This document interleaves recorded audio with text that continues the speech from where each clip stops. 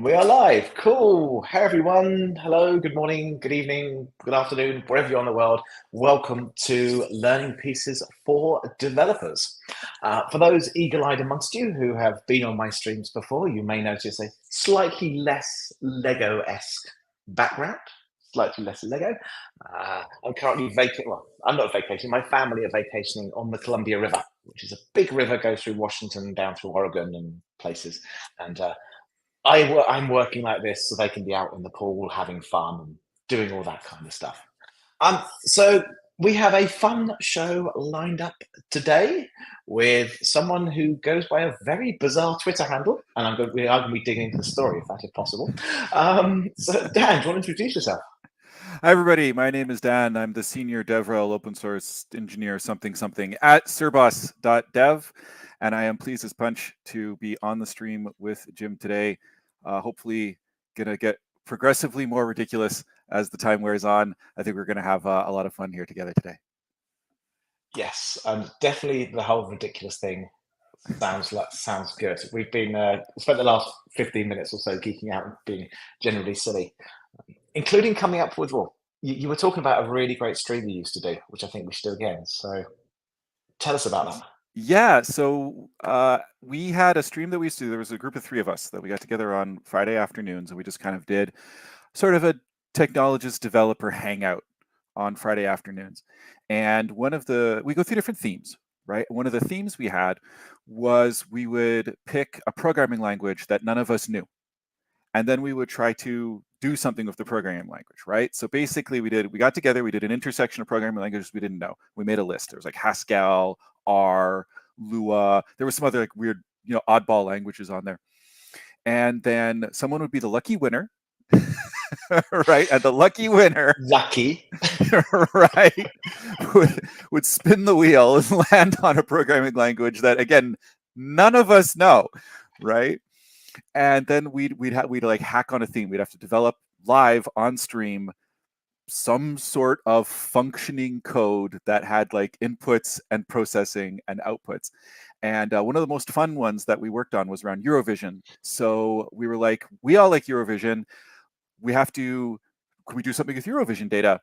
And I was about to say because we're stupid, but because we're adventurous, we did not obtain the data ahead of time. And so a big part of the challenge was, how do you do web scraping and like XML parsing in obscure languages you don't know? Suffice it to say, we didn't often always get very far, but we had a lot of fun along the way. And I told the story to Jim before we went live today, and he said, that sounds like a really fun use case for pieces.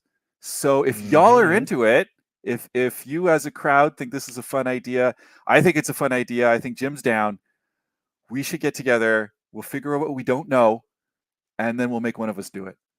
yes, yes. Can we use pieces? I mean, I'm just for a laugh. Let's just bring pieces up on here and do. How do I do a hello world in what you said? You mentioned Haskell, didn't you? Haskell, yeah. Yeah, let's have a look. Cool. So it tells me how to do it in Haskell. There's the code. And I probably guess I need to ask it how do I configure, I can't type, say, a Haskell environment.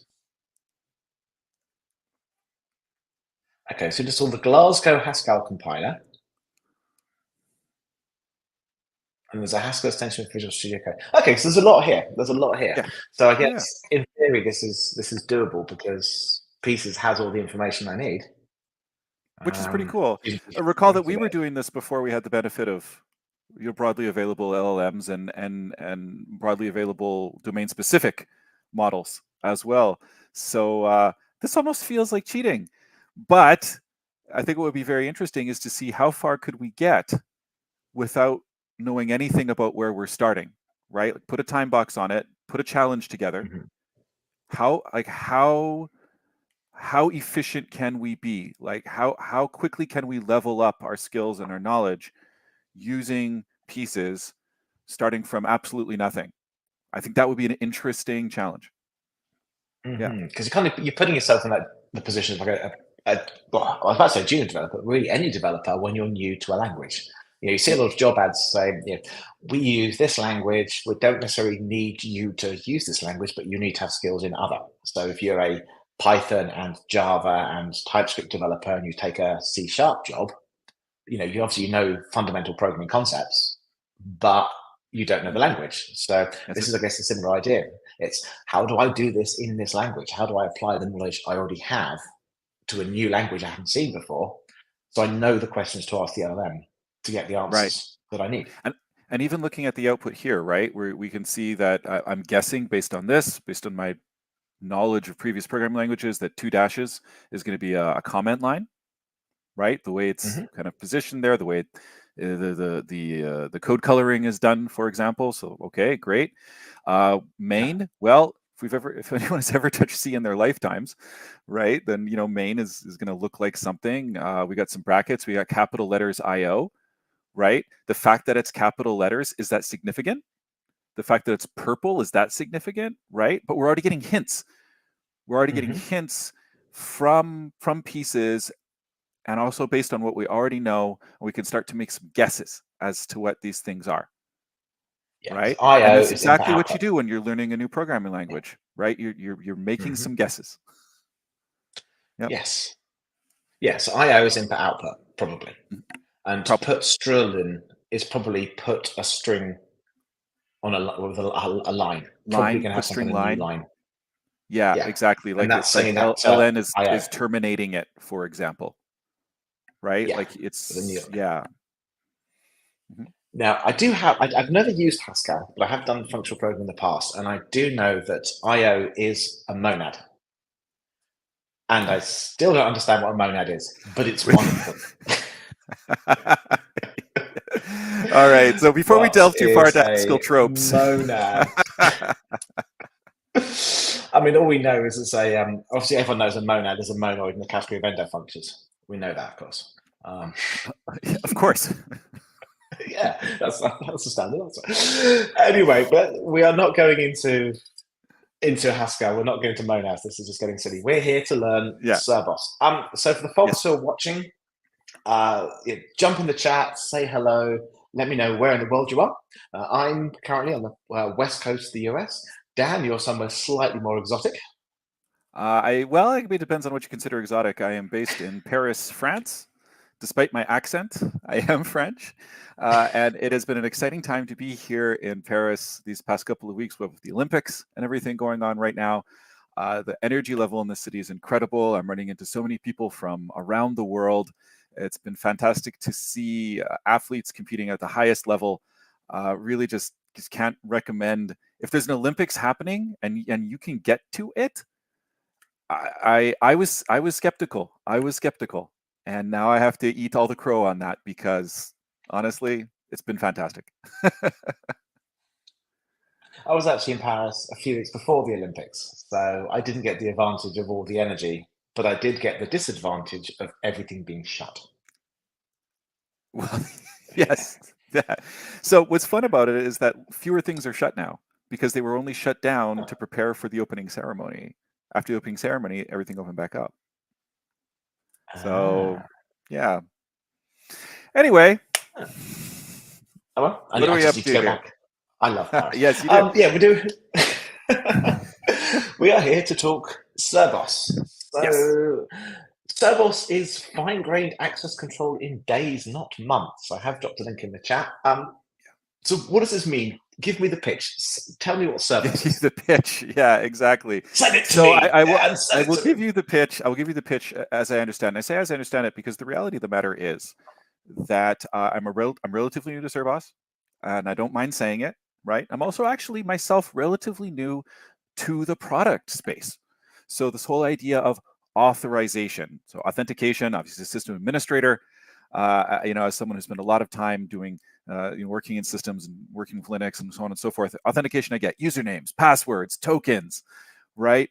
Et cetera, that's fine. Now, authorization is the step that comes after authentication. And authorization is, I would say arguably, but I don't think it's much of a hot take to say that it's actually quite a bit more complex. Authorization is all about what you can do once your identity is confirmed. Once the computer believes you say you are who you say you are, now what? What resources do you have access to? What can you do with those resources? What attributes or properties of your identity are going to then unlock or conversely lock resources or actions off? What if you're members of this group, of that group? What time of the day is it? Is that going to change things? Right? So you can actually become these very, very, very complex business cases, rule cases, legal cases, HR systems, regulatory environments, all sorts of sort of situations that can, again, be quite complex, that lead to these enormous sort of Byzantine logic dense, which is a polite way of saying spaghetti code situations, right? Where you're trying to figure out when somebody logs in, can they edit this page or not? When somebody logs in, they get this button on their interface or not, right? And then the whole back end of that with logging and auditing and like how do we make that traceable and so on and so forth. Doing that yourself is a nightmare. And if you've ever had to do it, I'm so sorry. I know you feel the pain. And this is exactly the pain that Carbos solves. This is literally it, right? So Carbos is, in many ways, the simplest thing that we can imagine. It's a binary and some YAML. And I know you've heard that claim before, but I mean it. That's literally what it is. And so the idea is that you write out all of these, what could potentially be very, very complicated bits and bobs of code in YAML. And I get it, it's YAML. We've all got the pain of YAML, but it is what it is. You can store it as code. It uses common expression language for everything that's like conditionals and whatnot. So if you're coming from Kubernetes like I am, you've encountered CEL, it's not weird. We do have some extensions on it, of course. And you can store it all as code. It's auditable. And the best part is it's all testable. You can actually treat all of this policy stuff, all of this idea of attributes and roles and groups and derivations and who gets to access what, when, and how. You literally treat it as code because functionally that's what it is. And when we say you treat it as code, it has to be testable and you can test it too. And that's the whole idea of Carbos, is that you go from I have a mess of requirements to I have something that works and I can prove it works quickly. Right. Yeah. Okay, that's kind of a lot to unpack there. It is. Yeah, I guess let's start at the top level, the difference between authentication and authorization. Because Yes. these terms are often kind of banded around together. They sure are. I must admit, I never really had a true, clear distinction between what the two were because I've never really been in this space. So I've actually learned that right now. You just taught me what the kind of difference is, which is cool. Yeah. Excellent. Learning pieces of developers, not just learning. I'm learning everything here. Okay, so the idea is authentication. That's your login. That is proving to the computer that I am me. I am logging in as Jim. That is me. I've logged in with username and password or some kind of access token, passkey. Passkey on your phone, whatever. Yeah, something like that to validate that I am me. Yep. Someone who belongs to my computer and that then authenticates on my behalf. So authentication is I am me. And then when I'm in the system, authorization determines what permissions I have to do stuff. So classic example, if I'm using Netflix. If I'm logged into Netflix as me, I can watch everything. If my kid is logged into Netflix, in theory, they can only watch things that are suitable for their age because I've set up the permissions and the parental controls, so they're not authorized to watch, restricted 18 movies. They can only watch, really up to PG-13. So that's the kind of same kind of analogy there. So, and thinking about that, it sounds like, okay, like why that's not that hard. Like either you're in the adult group or you're in the kid group, like whatever. But even the Netflix example is belying a complexity there, because when you travel, what you get access to changes, right? If you're based in the United States and you have a US based account and you travel to Japan or you travel to Mexico or you travel wherever, right? that content that is going to be shown to you is not necessarily going to be the same, because each of those locales have different licensing restrictions. They have different distribution considerations that are happening on the back end. And then also, and this is, I think, what's interesting, and this has gummed up Netflix users in the past. You can actually go look at their help forums about this. What is considered age-appropriate content is not necessarily the same. So a movie that's got, for example, a firearm being discharged in it, in the United States would be appropriate for teenagers, and in some European countries would actually be 18 plus. And that has actually nothing to do with the restrictions you've set. It has to do with external rules that relate to very specific circumstances that are being applied to you. And all of a sudden, just based on that, right? This whole concept of authorization starts, you can see how this becomes a complex web, potentially. Right? So you're not just authorized to watch this movie, you are authorized with the condition of you are in this particular country to watch this movie. But in this country, you're not authorized to. So I guess you're saying that there's kind of expression language here. The expression language wouldn't be look at this movie in this country. It would be in the country you're in, look at the certification of the movie, and then check it off against that certification. But that certification lookup is country dependent. So it's kind of going to have some kind of select star from movies where name equals whatever movie name and country equals the country I'm in. From that, you get back the obviously I'm oversimplifying the concept, but that kind of idea. No, but I mean, you're really driving at it, and you know, and if we want to just continue to throw wrenches into the works, imagine, well, I shouldn't say imagine, you've also had our favorite content disappear from our streaming platforms, right? There's a series we're watching and suddenly it's gone. Doesn't mean it's literally gone. It just means that where you are, given your particular set of circumstances, you don't get to see it for now, right? You could go somewhere else and see it there, et cetera, right? So there's, the whole idea is that you've got your identity and you've got certain parameters around that identity that are declarative in a way, right? You're declaring this is who I am, and you're declaring that this is what I would like my experience to be. And then there's a whole host of conditions that are probably outside of your control that have to be considered. And then that intersection has to happen of what you're declaring and what is possible. And then based on how that, basically, you would almost think of it like a matrix, right?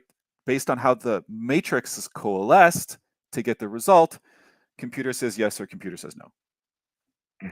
And that has to be done across entire spans of content. Think about every single piece of content that exists in the Netflix catalog globally.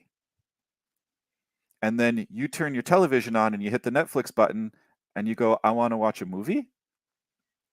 The amount of logic that has to happen for that title card to even be displayed to you is phenomenal.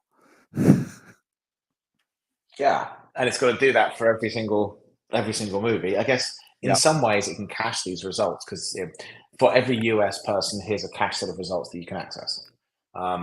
But when you go to a different country, it's a different cache set of results. There's probably some kind of caching involved there, but it's still just a phenomenal amount of different variations. And we appear to have lost Jim. Yeah.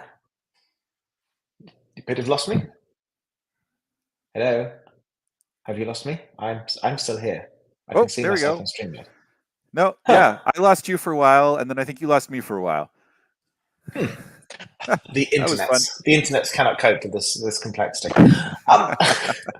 So I guess a question for those watching: who's had to deal with authorization in the past, and how painful was it? Please drop your stories in the chat. We really want to hear just how painful it was, and hopefully, with the power of pieces and Carbos, we can make it a bit less painful. Oh, that's the idea. The idea. Yeah. I have to dig into your logo a little bit because sure, I do love this logo here. It's like a cute, angry dog. I'm guessing this is based off Cerberus, the guardian of Hades. That's the inspiration for the name. Yes. Yeah. So that little fellow there is named Serby. So Serby. Oh.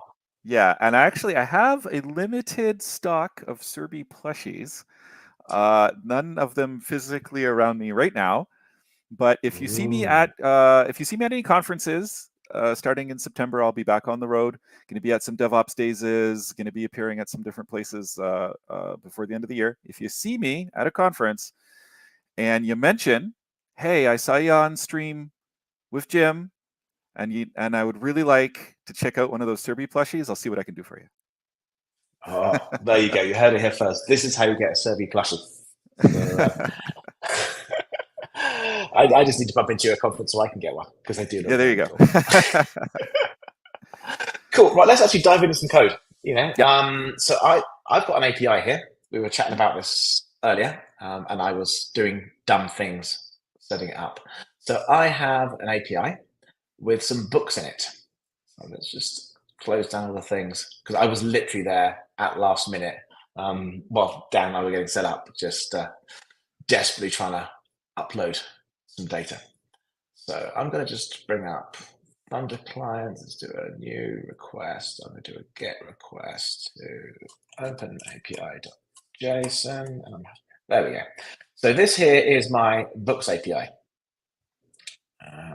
It's in Python, which is cool. I like Python, I like fast API. I've got an endpoint to create a user that gives me back an API key. Terrible authentication. There is no authentication. It's just create me a user, give me an API key. But this is just for illustrative purposes, because we're dealing with authorization, no authentication here. And then I have a number of endpoints to handle books. So I can get books, I can add books, I can get an individual book, I can delete a book, all that kind of stuff. So I have a whole load of book-based endpoints.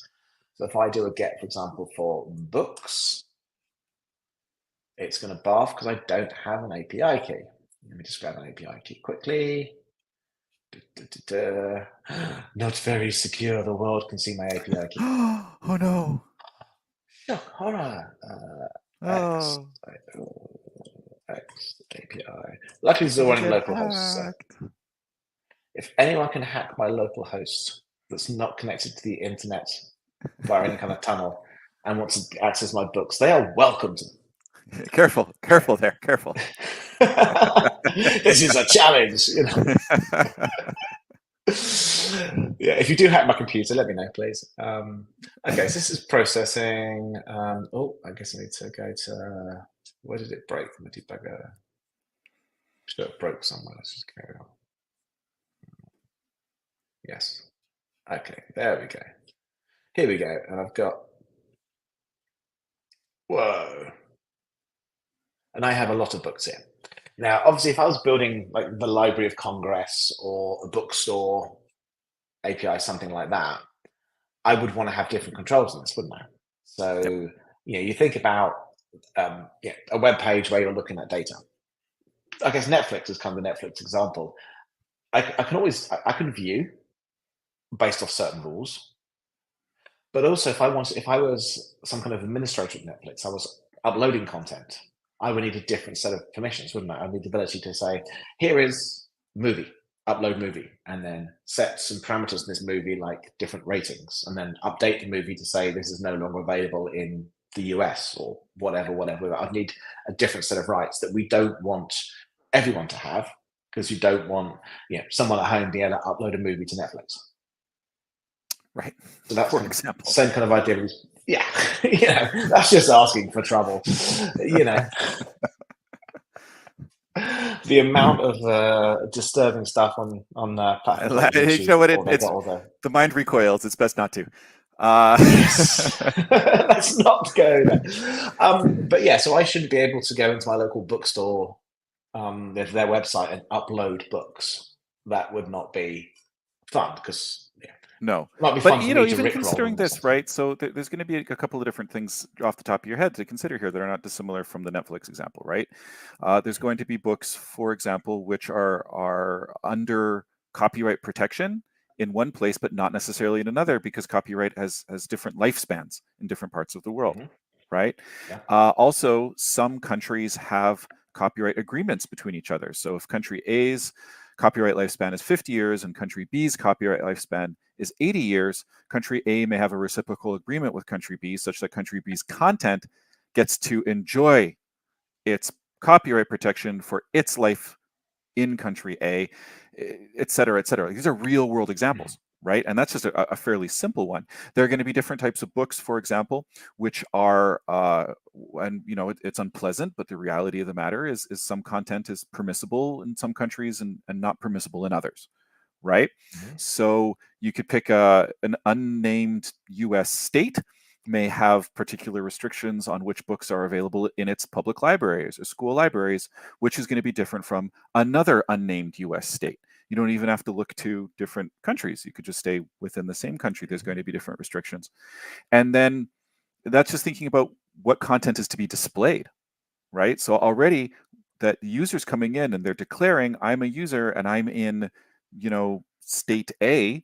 Well, the list of books that we show user from state A is going to be different than the list of books we show user from state B, right? So even before we're even thinking about adding books or making modifications or anything, just even the simplest use case of I think about a CRUD app, right?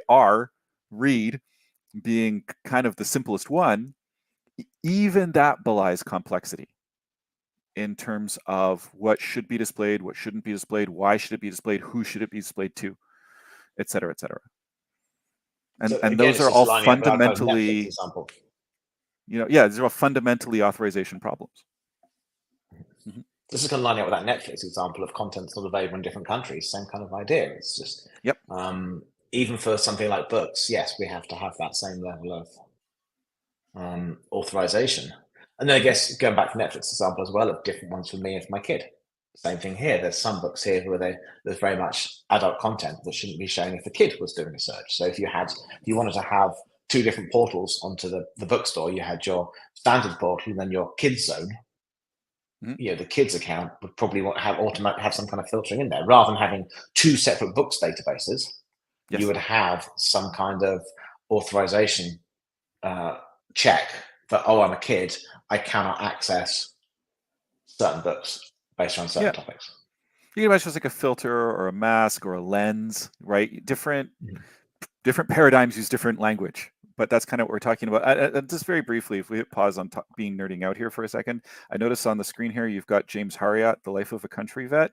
If you have not read any of the James Herriot novels, just do yourself a favor. They are fantastic. They are true stories. James Herriot was a real guy. He was a veterinarian, a veterinary surgeon in the English countryside. He wrote about all his adventures. It's fantastic. Absolutely fantastic. It is not what you expect. Just do yourself a favor, get yourself a book. James Herriot. Fantastic. Yeah, I mean, this is going back to some of these books, aren't they? These are going back to. I think there was even a TV show about it. Oh, really? Yeah, I want to say Peter Duncan played James Herriot, but it was definitely well known for he had to go and see cows, and there was lots of bits with supposedly him putting his hand up a cow's backside to check their digestive processes or something. The amount of time he spends in the digestive tracts of other animals is quite staggering. Yes. So there you go. Top tip: if you want books about putting your hand up on the backside of a cow to check its digestive tracts. Oh my goodness! All right. About cows, complete tangent. I learned that I was wrong about cows. I always thought cows have multiple stomachs. They don't. They have one stomach with multiple chambers. So yes. Yep. So there you go. I learned things about cows. I learned that from anyone else got your random cow facts? To be clear, jump it in. Yeah, anyone got any random cow facts? Jump in the chat. We want to hear your random cow facts. Be sociable. Tell us your random cow facts. We want to know where in the world you are, whether you've done authentication and authorization before, and random cow facts. Jump in the chat. Let us know. Yes. Cool. Okay, so getting back to what we're trying to do here, we've got this API. I've got this whole stack of books, including some James Herriot. which is good. We need to start thinking about those permissions. So I guess just going back to that idea of, different locations may have them, but I think for now, just start with a username-based type permission. If I'm user X, I can have permission to do this. If I'm user Y, I don't. So, the kind of the simplest case would be an admin user that can edit the books. Yep. And then every other user can't. So how would I start building that in Carbos? This is absolutely the simplest scenario, right? You've got an admin and a not admin, right? But even there, and again, it's the simplest scenario, you still have to consider the logic of that, right? And so what is the logic that we're going to do? Now, you've got your fairly simple sort of fast API based application here, right? I'm going to go out on a limb and guess that this is probably just sort of a CRUD type situation, right? Yeah. So one might, for example, surmise that admin should be able to create, read, update, delete, and a normal user perhaps should just be able to read. That's the simplest spot to begin from,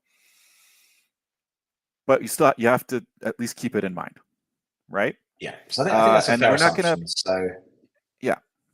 So we're not going to add any additional complexity, onto this now. We're not going to say, oh yeah, but only certain times a day, or like, oh blah blah blah. No, like just stop, right? Yeah. If you're an admin, you can do all the things. If you're a normal user, all you can do is see things, right? Visualize. Okay, cool. Yeah.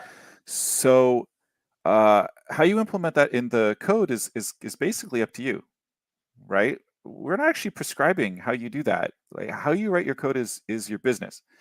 An important way to think, an important element of thinking about how to interact with Cerbos, right, is that Cerbos is fundamentally stateless. And this is actually different from interacting with a lot of other types of authorization solutions that you may have encountered in the past, where there's like a database somewhere and you're making queries against that database. A lot of times we talk about authorization and authentication, and we don't necessarily know the difference because for a long time they're sort of smooshed together, right? But once we start to separate these out, when we start to get down to these as foundational building blocks, not as nebulous concepts, a way we think about them changes a little bit. And if we consider authorization as literally just a decision, right? It's a set of criteria, and we're making a decision about that criteria, yes or no. Based on this set of criteria, yes or no. Based on this person, principle, and the action that this person wants to do, principle wants to do, on which resource, the endpoint, are we going to say yes or are we going to say no? There doesn't need to be state for that, right? Because you're actually supplying everything we need to know to make that decision.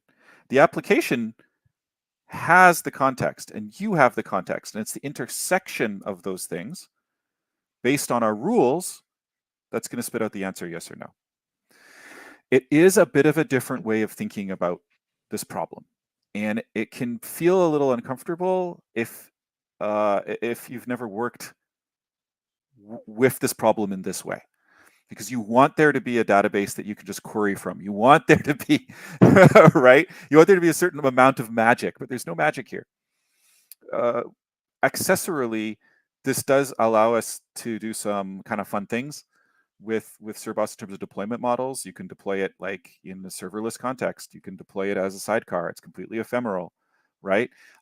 If you're using Hub, you can compile the whole thing down into an executable WASM module and deploy it on the edge or in an air-gapped environment. Like, it doesn't matter because there's nothing you need, right? It's literally just the context is there. You have the data you need to make the decision. We just help you make that decision based on the rules you've set, right? So in terms of like having more dynamic rules, as in I need to add a new user to be able to do something, that would be essentially updated some YAML that will then get pushed to my application. Yeah, so we push to wherever it is that Cerbos is reading from, right? So Cerbos uses that YAML to basically it's a set of policies, right? That's the actual word for it. That's the industry term for it, but it's also the correct word for it, right? You've got a series of policies. Like, what's a policy? Well, a policy is as a rule, right? And I mean, I'm European. I live in Europe. We like rules, right? And so, we'll say like there's a rule for this and a rule for you can do this, you can't do that, and that's literally what we're describing here, right? Yeah. So, like, cool. Okay, before we jump any further, let's just say Amitesh is in the chat. Hey, Amitesh, glad to have you with us. If you have random cow facts, this is the place to share it. Apparently. Apparently. Yeah, anyone else who's watching, jump in the chat, say hello, share your cow facts. So when we think about this, we're like, okay, like we get /books, right? We retrieve all books. So we have this endpoint /books. We've already been authenticated. So by the time we can get here, we're already authenticated. The computer already agrees that we are who we say we are based on that API key we leaked earlier on stream. and so we can get this far. So there it is, in case you missed it the first time. So the code that we're going to write here is actually not that tricky. And I think this is what's a little bit unexpected about it. So we're not even going to start here because this is the easy part, right? What we need to do is we need to get the Carbos binary, which is called the PDP, or policy decision point, running somewhere where your application can make calls to it, right? Okay. So that's actually kind of the first thing. So we need to, it's just a binary. You can run it as a Docker, in a Docker container. That's fine. We have instructions for that. You can literally just download the binary and run it locally if you feel like you'd like to do that. That's fine. If you happen to have a Kubernetes infrastructure and you want to spin it up that way, I mean, crazy, go nuts. I'm not going to tell you how to live your life. Right? Let me just check my pockets. No, I don't have Kubernetes on this. So, I mean, in complete transparency, when I'm playing around with this, I literally, so I'm on a MacBook, I literally just grab the binary and run it locally. Like, I don't even run it in Docker. But I'm not saying you should do what I do, but it really is that simple. Okay. So here's the different options: Linux packages, homebrew. Here we go. I'm just going to show off a quick Pieces feature. I'm not sure if you've seen this before, Dan. This is quite cool. So Pieces has this thing called live context, which essentially is designed to kind of sit on your shoulder and watch what you're doing on your developer machine and then surface that to you when you need it. So imagine I was reading this documentation and then you go, oh, it's lunchtime, because, lunch is important. We go off and have lunch. We come back and it's like, how do I do this? So I go to new chat, I turn live context, and then how can I install Carbos based off what I was just reading in my, I can't spell, browser. You're into vacation mode, Jim. That's the issue. Annoyingly, my brain wants to be in vacation mode, but I'm not in vacation mode. So here we go. So what this has done is because I was all the documentation I was reading, this is kind of created a summary of it in here, and it's gone, oh, here's the homebrew instructions. Here's using npm, using Linux packages. So it's kind of summarized. Well, that's kind of cool, right? Because like all of us, we sometimes go down these rabbit holes, right? We think to yourself, okay, so Dan said I got to get the binary going, but what's this? Oh, what's this policy thing? Oh, wait a minute, what about this? And then 25 minutes later, you're reading about I don't know, the Duchy of Luxembourg on Wikipedia for some reason, right? all the time. It's all of us, right? And this is really cool because you'd be like, wait.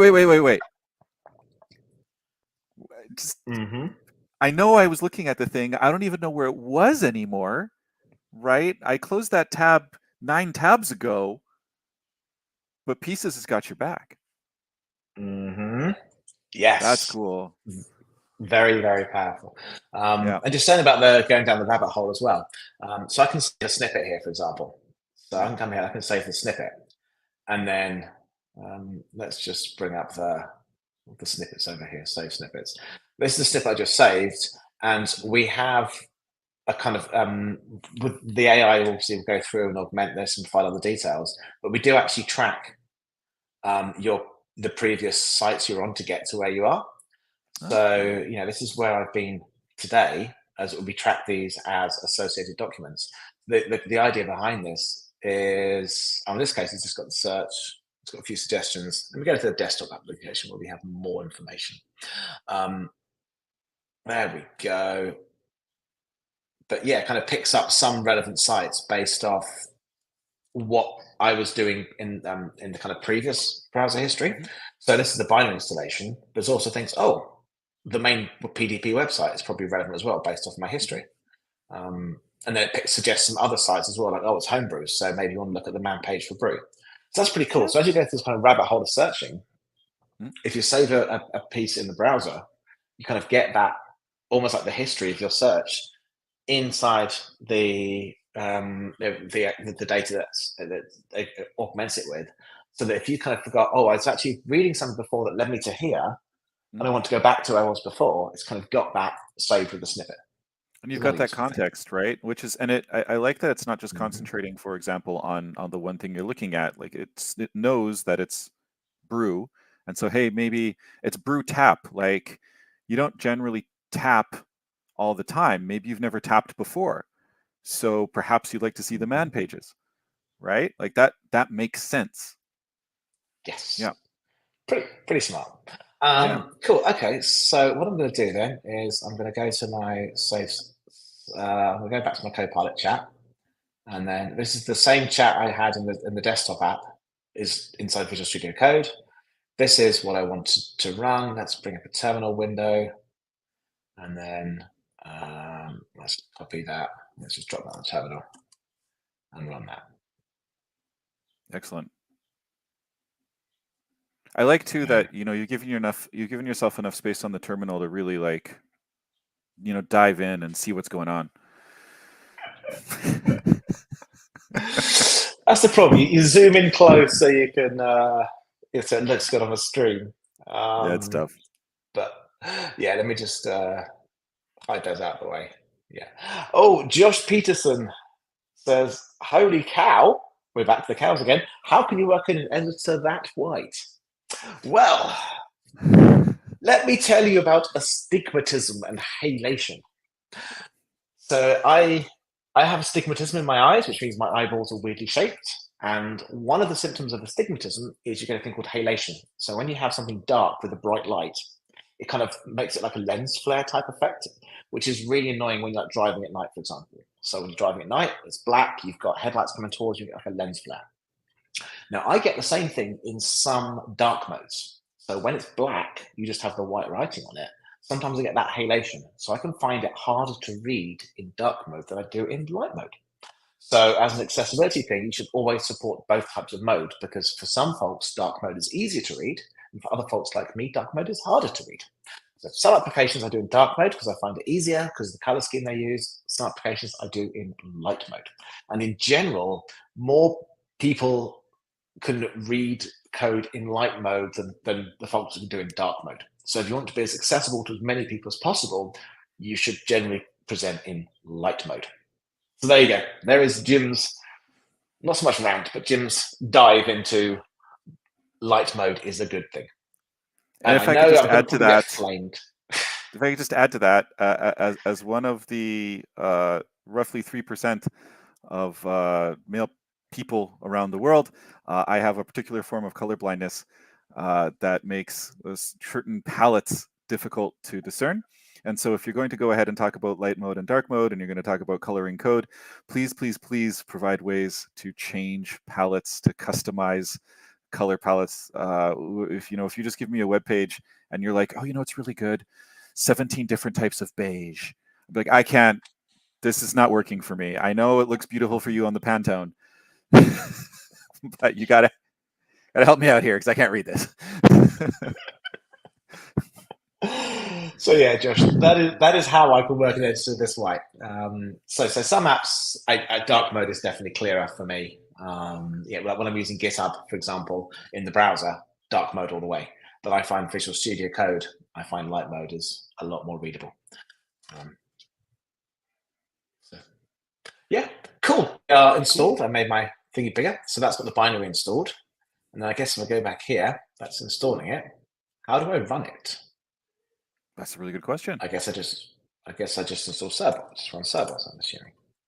Look at that. Things didn't So yeah, happen. so Carbos is the binary itself, right? Like Yeah. that's the server, right?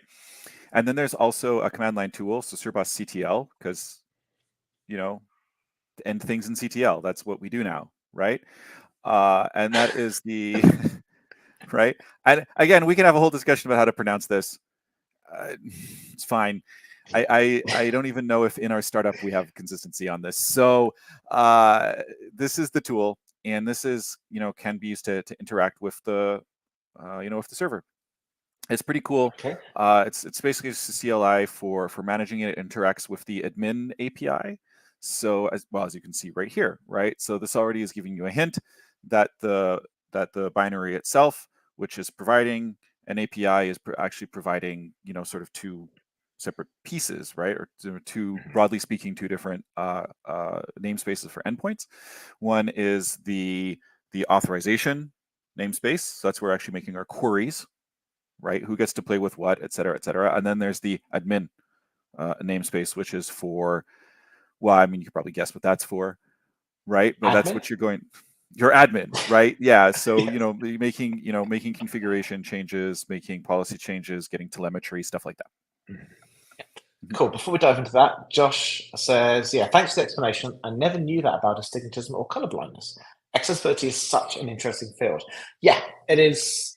The only consistent thing about accessibility is you can never be perfectly accessible for everyone. It's just not possible. It's about doing the best you can for as many people as possible, and being willing to make changes when people ask to support different things. Obviously, if you are a large company like the Microsoft's GitHubs of this world, then yes, you can have very themable components.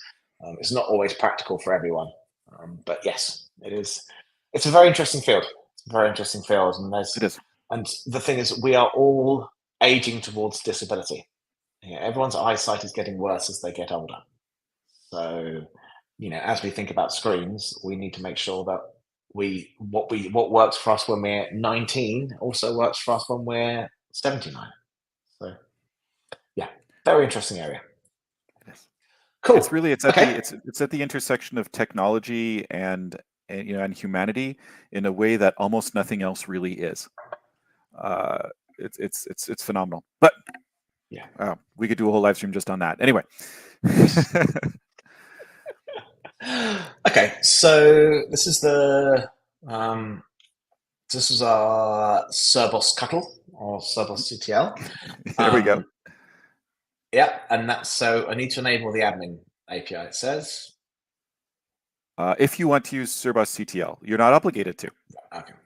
Okay. So I can just use the Carbos binary, which is okay.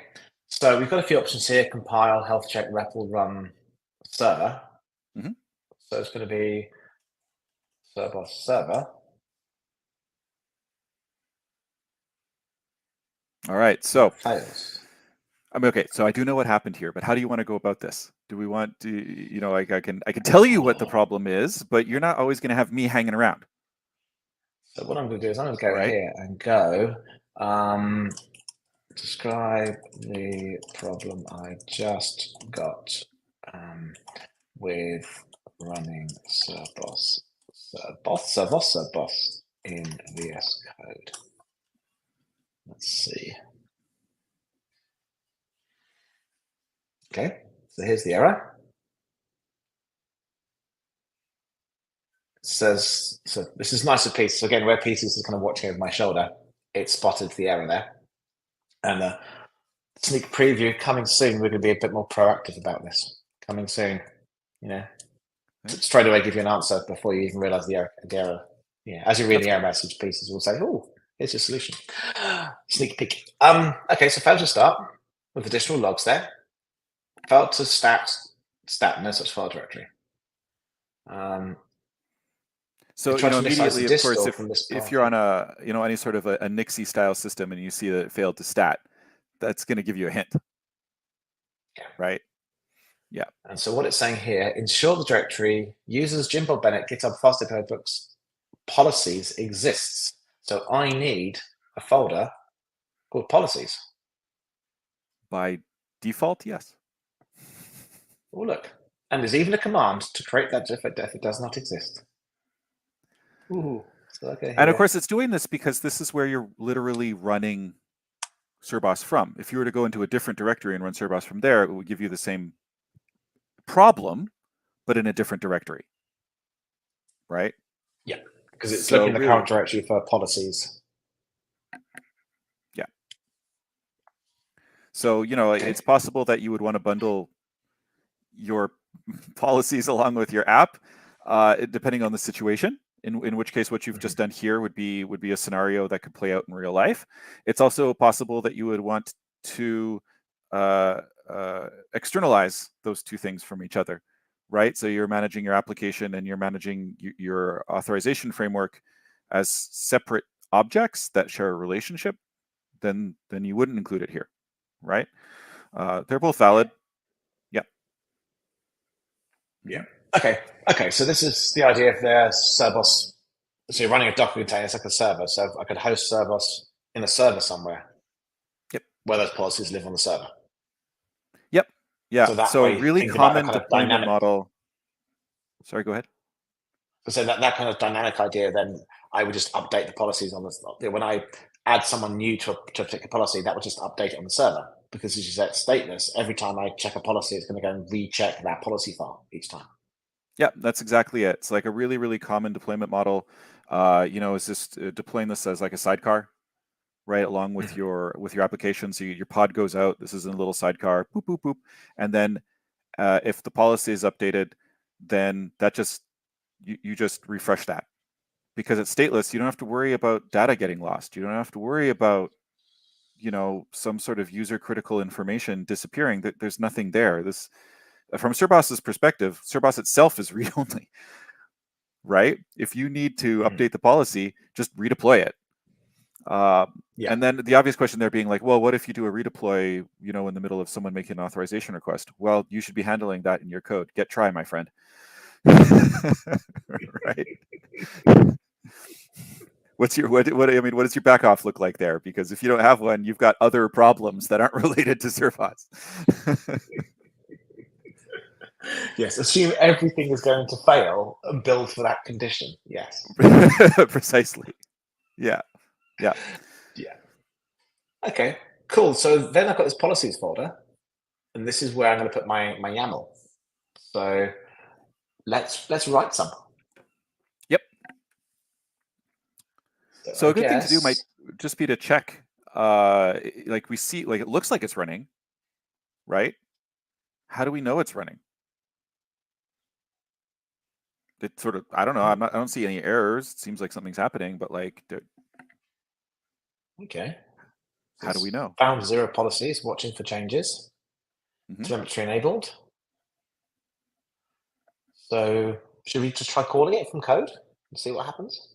Could, yeah. Okay. So I think the first thing I'll do, because I've got my admin user, what I'm going to do, I'm just going to quickly create a new user. Post to users. The body I want on this one is going to be username. Yes, Jim. 404 not found. Why is it not found? Did I? Oh, because it's users. There we go. So now I have 2 users. We've got admin and we have Jim. Cool.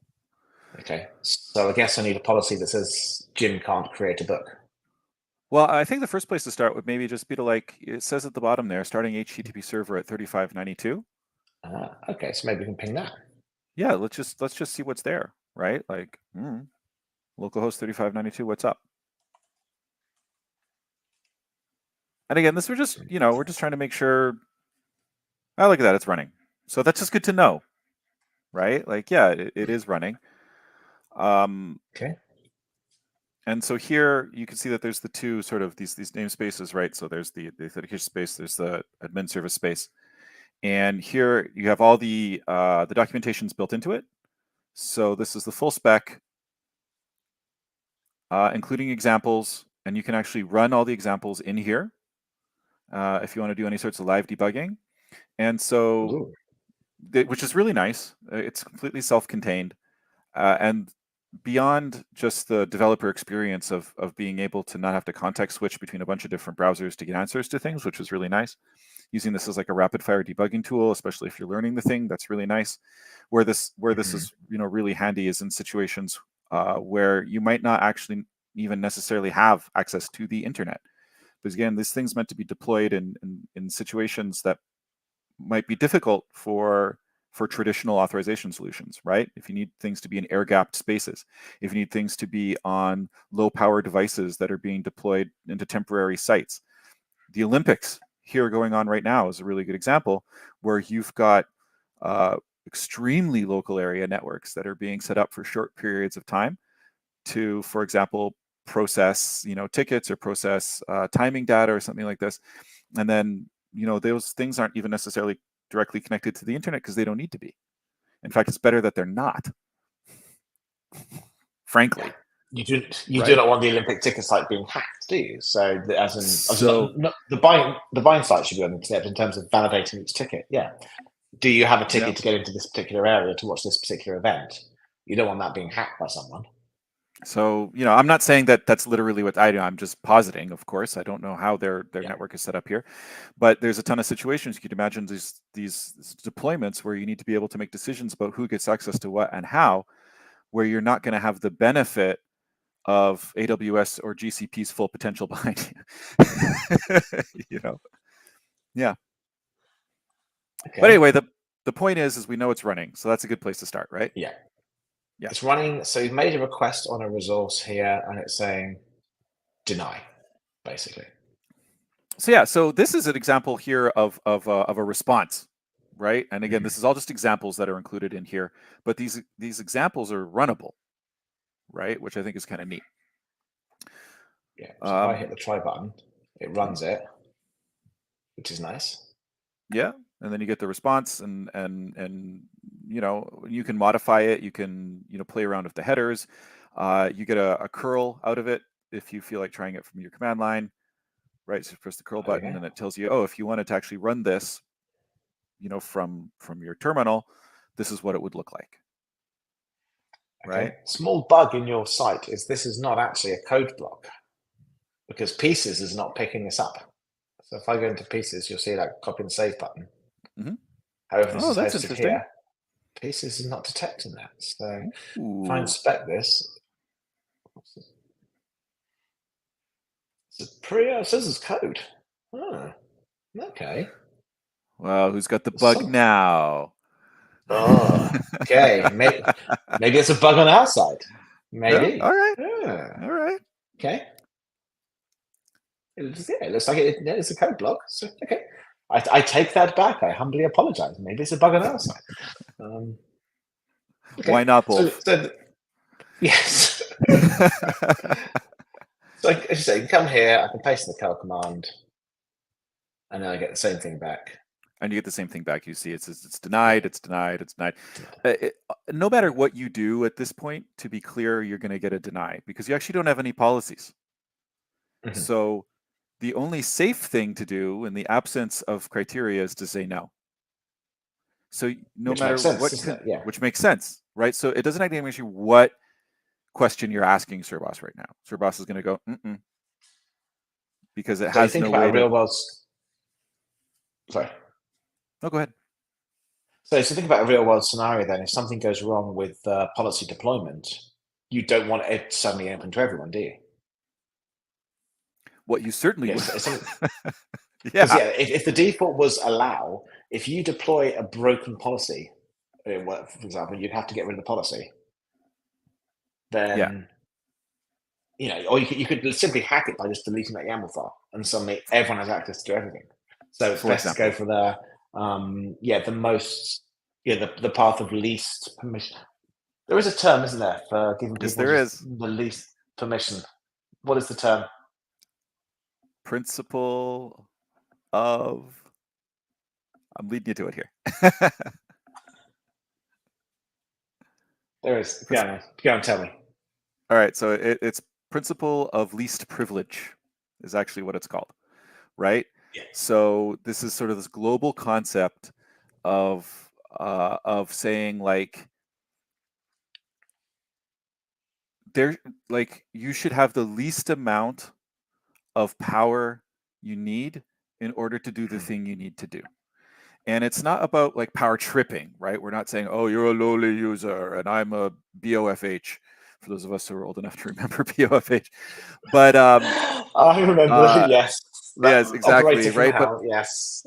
exactly. But what it is it's frankly good security hygiene, and it is an absolutely sane response to the complexities of modern application development in the world today, right?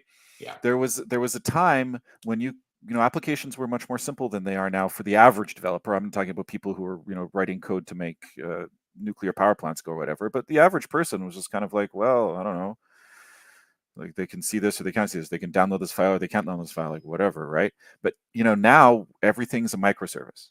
Now everything is 17 different product teams, who are on a contract basis with each other, and 4 or 5 of them have a promise theory situation set up, and one of them is run by a rogue VP who's trying to spin out a startup, and et cetera, et cetera, et cetera, right? And that's not multiple companies. That's one app that you're interacting with on your phone. And so, given the complexity of that, and that has nothing to do with necessarily the app itself, it's just like how it's being designed. The amount of places where that can go wrong, where there can be a little spot where, oh, we can do an injection, or a little spot where we can, overrun a buffer, or a little spot where actually, I grabbed this token from over here. What if I paste it into the headers over here? Right? Et cetera, where you're going to be able to touch stuff that you shouldn't touch, simply because at no point in that stack was the principle of least privilege applied. So here we just go, look, and this has nothing to do with Cerbos necessarily, although it is part of Cerbos's fundamental design. But this idea of principle of least privilege is exactly that. I said at the outset, which is the least amount of power to do the job you need to do, right? And it's just a question of safety.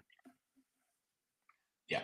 And there's the whole kind of short-term elevation of privileges as well. It's like, oh, I need permission to do this thing. I will give you this permission just for a day, and that's it. And then your permission goes away. Yep. Things like I that. mean, it could even be tighter than that, right? Like it could be, you get to see this button one time, right? And as soon as you press the button, you don't get to see that button anymore, right? An example of this is if you are enabling 2FA and you get your security codes, you only ever get to see those security codes one time. It's not that they've somehow disappeared, right? Like algorithmically, the outcome of those codes is still valid. But the reality is that once you've been shown it, you should never be shown it again. In fact, you shouldn't even be storing those codes, should you? You shouldn't even be codes. storing them, right? But because of things like caching, and because of things, you know what I mean? Like, yes, we can make a statement in our application that you shouldn't be able to see this again, and we can make the statement that we're not storing it. That doesn't mean there aren't conditions by which that could happen again. But if we make a fundamental algorithmic statement, which is, we've shown you this one time, and now that condition has disappeared, then we're removing an avenue for them to be shown again. No security is perfect, but principle of least privilege is giving you a way to think about designing things with better security hygiene in mind, basically. Yeah. Okay. So just thinking, then we've got obviously this is the some JSON that's been sent, and it's mentioned. It's got things like there's an idea of the principle, which is Bugs Bunny. But you could have things like, there's an attribute here, beta tester equals true. So again, you have things like, is this the first time as a flag?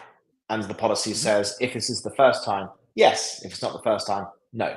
Things like that. There's literally anything you could put into these policies that could drive that decision criteria.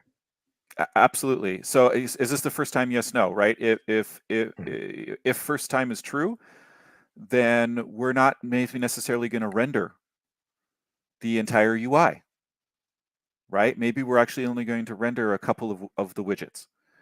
And that could be server-side rendering. That could be directly in the browser. You could have a React app that's running and is actually interpreting this, for example, right? Maybe you deployed this whole thing as a WASM bundle. You're not even actually querying a binary. That's possible too. So, I mentioned earlier this idea of statelessness, right? You have all of the criteria. The criteria is available, and you have the criteria, and you have the criteria because it's your app, dude. Right? You are in control of what the criteria is. So you're not being opinionated about how it's done. You're like, yeah, whatever, it's your criteria. You do the thing. We'll just give you the tools to check it. Precisely. I mean, there's going to be some opinions because there has to be some opinions. There has to be common terminology, this idea of a principle, this idea of a scope, this idea of an attribute. But these aren't words we invented. These are industry standard terms that are commonplace across every authorization mechanism there is. Right? Yeah. That way you can go into anything and say, oh, what is this principle thing? And, I can go into pieces and say, what is a principle in terms of authorization? I had one of those brain files there. Which way around is it?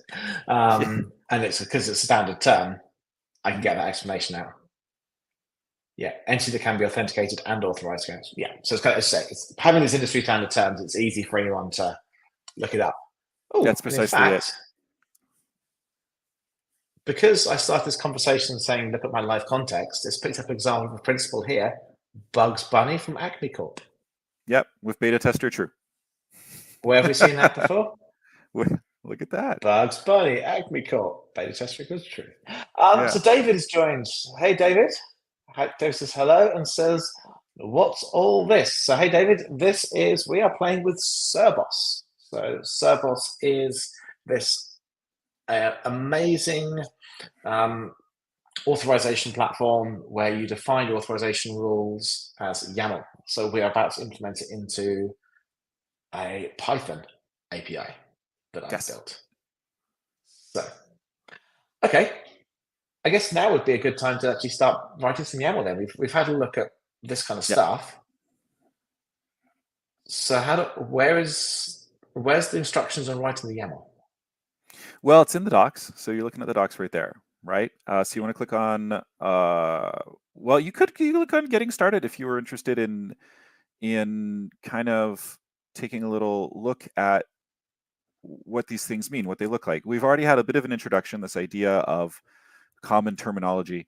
And maybe it's actually worth mentioning at this point that we're actually one of the founding members of the AuthZen working group, which is an industry working group. So AuthZen, like to be Zen, which is part of the whole OpenID, foundation. Well, there you go, OpenID Foundation. And it's a working group. And what we're trying to do across the industry is come up with some basically fundamental guidelines that we can all agree to in terms of what authorization means and how it can be interacted with.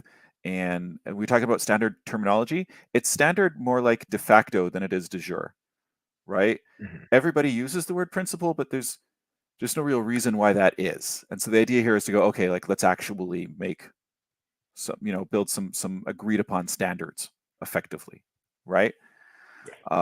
You don't need to dive into any of this to make Carbos go, but it's a sort of thing where if you start to go into the weeds of, right here, the P star P architectures, PIP and PDP and PEP, and what is Zanzibar, if you've ever come across this, which is Google's, monstrous, authorization solution.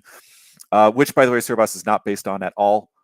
Like Doesn't at look all. like authorization solution to me. No, it doesn't. They chose a fun name for theirs. But anyway, all of that aside, we can start, writing some policies, I guess. And so you can see here from the quick start that it actually explains this whole Bugs Bunny thing. So if we take a look, you want to scroll up just a touch here. So here we go. Yeah. This is so if we take a look at this, command we made. it happens to Let's be do it in a Python. curl command, or you could look at it as Python, exactly, Yeah. right? And so here we have the principal. The principal's case would be like, the user, right? Who's the user? So it's Bugs Bunny in our example, right? What role do they have? Well, they're a user. They're not an admin. They're a user. How do you, as the developer, know this? Well, you know this because you authenticated them, man. You already have this information, right? And we give an example of an attribute. So an attribute could be literally anything. It's arbitrary. You picked, and I think, an interesting fun one, which is first timer, right? Maybe you have an application that's got an onboarding flow, and it's gamified. And as you do the onboarding flow, your attributes are actually going to change dynamically inside of that same session, right? So as you are making new requests, your attributes aren't necessarily going to be the same every time. So it might be, first connect equals true. And then they were like, and after that, it's never that's never an attribute you're sending again, because it's never the case anymore, right? But maybe it's, has clicked on widget X. Okay, great. So we're not going to send that anymore, et cetera, et cetera. And so then kind of following from that, right? You have like, what action or actions is this person trying to take? So we know who this person is. We've got their principal. We've got some attributes. We've got some context about who they are. Now, what is it that they're trying to do? Well, in this case, they're trying to view something. And we're actually bundling something here. So we can see it's actually be bundled together. You could send individual requests for every single action and resource combination, or you can bundle them together. We bundled them here together just to give an example. There's no rule about why you would do one or the other necessarily. It's design principles, it's architecture, right? And so here we're saying, they want to view a public resource, and they also want to comment on something, right? And again, how do you know this is a developer? You know this is a developer because it's your app, right? And then what are they actually trying to do it on? What are the resources they're attempting to do it to, right? And again, here we just give some examples. These are going to, your code's going to be different because your application and your endpoints and your data, are not the same. But we're basically just, modeling that, if you will, in the request. And then it's nothing that's being invented here. This is a modeling of your application and a modeling of your data. So this is up to you. You wrote the app, right? And then what we're saying is given all of this context that we already have, we're saying to Carbos, can they do this thing? Can they comment on this? Can they read this resource? Right? Like, I don't know, you tell me. And then Carbos will say yes or no based on the policies that probably you wrote, or at least someone in your organization wrote, right? What's interesting about this is, now that I've said that out loud, it doesn't actually have to be someone in your organization. If you've got, for example, an API, if your product is an API, there's a lot of companies out there whose products are APIs, other developers are writing code to access it. You're not actually in control of that, right? So you've got a whole host, you've got a whole public ecosystem out there writing code to access your API. You don't get to control the questions they're asking. They could be asking all sorts of wild questions. They could be sending data that doesn't make any sense. They could be, I say, does user Shmoo have access to this? We don't. What's a Shmoo? What's user Shmoo? I don't know what that is, right? But because they're decoupled, because the authorization logic and the thing, the actual application code, are decoupled from each other, you don't actually have to worry about that relationship anymore, right? So they work through the authorization logic to prove they're a valid user. So they're Shmee. They're like, sorry, you can't get in. They only get in if they're Bugs Bunny. Sure. And then when they're in as Bugs Bunny, then it's just say, right, what does Bugs have access to? Precisely. So that's sort of the idea of decoupling these things, right? It's like you don't have to handle all of the different weird business cases all of your users have. You let them handle all of their weird business cases that they have. You just supply the API, and computer says yes, computer says no. Yeah. Right? Yeah. Okay, cool. Let's save that as a snippet. And then, of course, that would be the code there, right? If you scroll down just a little bit, that would actually be the code. Oh, go back up. This is weird. I'm trying to scroll you with my hand. It's automatic. It's weird. I don't know why I'm doing this. But this right here, right, is the actual code that you would put into your app in order to make the interrogation based on the model that's above it. So there you go. And again, this is just an example. This is not, but it's good to have examples. Yeah, and this is returning based on an HTTP status code. Precisely. So so we actually were talking about this before we went on stream, where, in the modern world of the web, everything's a 200. Okay, so Carbos will give you sane status codes, and you can handle those in whatever way is appropriate for you.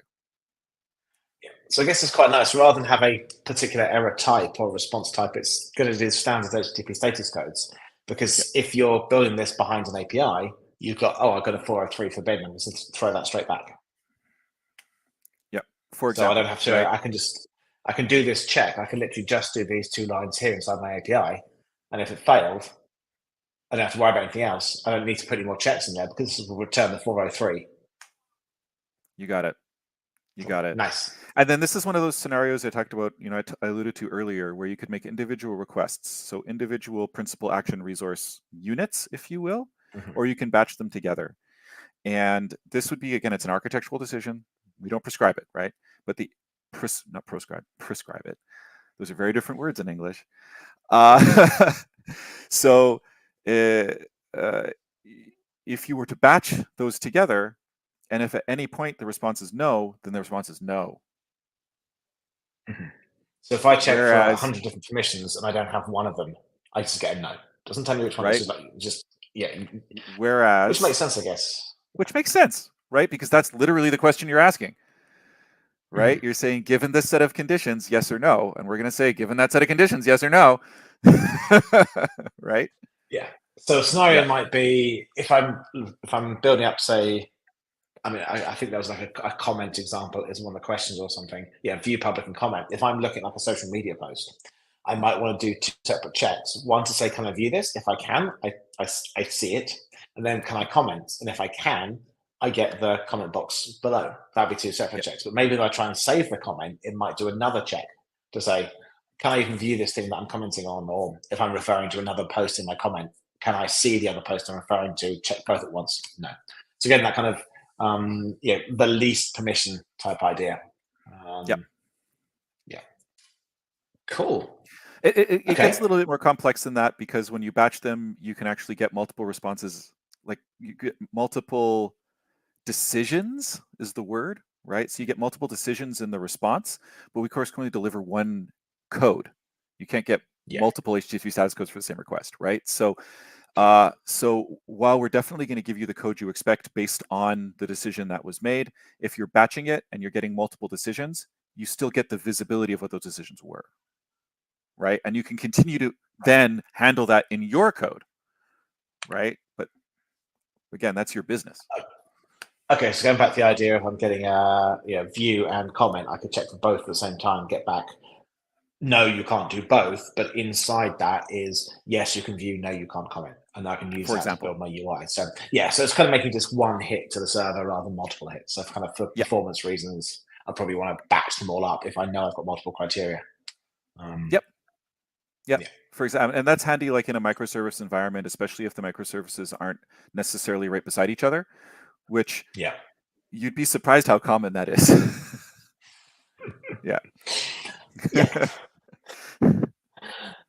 Okay. So let's I guess if we just drop this into my code, if we think about my code over here, I've got my get endpoint. So if I just bring that code snippet back up, where's my code snippets? Here we go. Ooh, what did it say it as? I thought it was Python. Let me see. Let's go and look at my code snippets. Oh, it is Python. It's just not appearing. Let's refresh that. There we go. Right, so this is my code snippet here. And let's go in here and let's go on to get all books. I should probably write a new function for this. So let's write a new function in my very small window. Def check user. And then I can, let's just insert that cursor. All right. Yes, you're going to blow up because you're still running in debug mode. Let's stop you for a second. Let's just fix some formatting and then think about what we've got here. So the first thing I have, obviously, it's failed because I need this Carbos SDK.client. So I assume I need to pip install this, yeah? For example. For example, so this is pip install Carbos. In fact, you know what? Let's be a good citizen and add it to my requirements. Now, to be clear, right, and this is worth saying out loud, and I think I always try to say this out loud when we do live coding, you know, streaming and whatnot. You do not need the Carbos SDK, right? At the end of the day, you're making an API call. Yeah. Right. So, however you want to handle the response to that's your business. You know, like if your particular programming environment, your application environment, it's not appropriate for you to use this particular dependency, you don't have to, right? You're getting an HTTP response. That HTTP response is a JSON blob. Like, parse that any way you want to. You know what I mean? The SDK, like any SDK, that's just that it's there to help you. It's there to try to make some things maybe a little easier for you, give you some shortcuts, right? But at the end of the day, your code is your business. Yeah. So, yeah. I mean, me, I prefer SDKs. I don't like making REST calls. Yeah. No, I'm not saying you shouldn't. I just think it's worth pointing out, right? Like if you know if you're, yeah. So if I could do this, so I could drop in my username here. I don't need any attributes here because I've got a very simple case. You know, let's take all this out of here and put this up the top here. I've already got you, don't need you. Tidying up my code a little bit. There we go. So I've got the principal, use my username. And then I guess let's pass an action as well. So we check the action. And then this resource list, this I could have, what is it passed? An ID. I guess I just call it books for now. Just going to check across the whole of books. But this would be, if I want to look at a particular book, I could put the ID of that one book in here and say, can I see that one book? Yeah. For example, right? Like this, it's, I know I keep using this word, but at the end of the day, it's arbitrary. It's your data structures, right? So whatever that means contextually. Yeah. And so here, there's like multiple resource actions. So I could put a whole stack of books in here if I wanted to. For now, I just do books like that. And then I can say, okay, with Servos client. We'll just hard code that right in there. That's real nice. Yeah. I mean, this is never going to be a perfect app. This is just, let's play with this. So what I'm going to do, I'm just going to move you to there. Let's dump that out. But essentially, this becomes our check user. So if in my get all books, for example, I can drop in a check user, username, which I've already got coming in, and then the action here could be get. like that, Sure. for example. Get all, because it's kind of, you know what, let's just do get all, like that. And I can do the same thing for get one book, using name, just do get one for now. Mhm. And then later on I could change this to be get for an ID or something. And it's literally just the same with, yeah, just create and add a new book. Like keep it Edit, consistent. you know, Would it as you be say, create? Would it be create one? it would indeed be create one, yes. Hmm. Edit one. KRS And this one. is delete one. And obviously there'd be delete many if I had to delete all. For example. Okay. Yeah.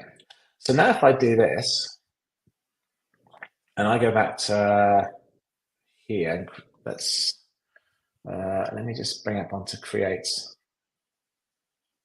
This is the one I did to create a book? Nope.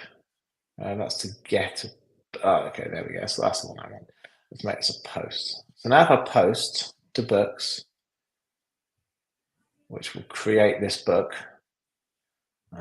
This was just an example they had in their test cases. So let's come with a new name, test book for stream. Dan.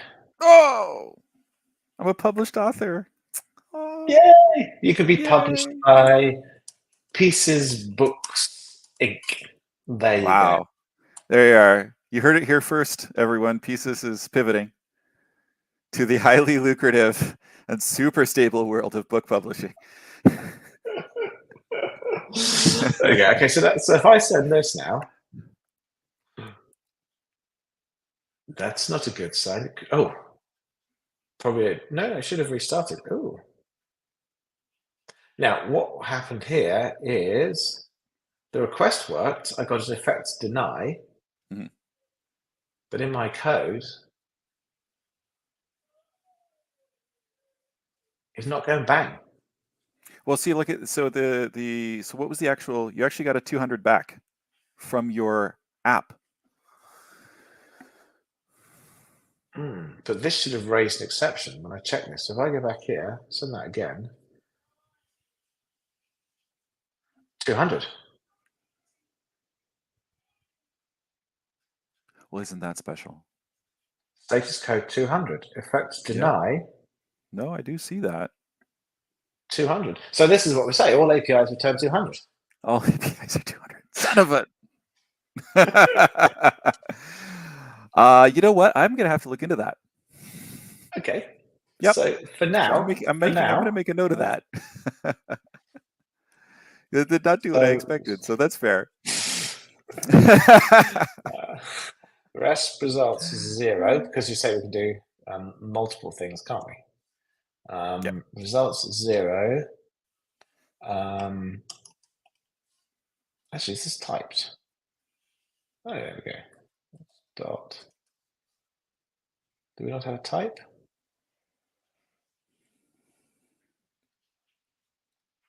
No definition found. Okay. For some reason, Pylance hasn't picked it up. Okay. So reverse results, action, actions, and that's a dictionary. So we want to have that action if that equals effects deny.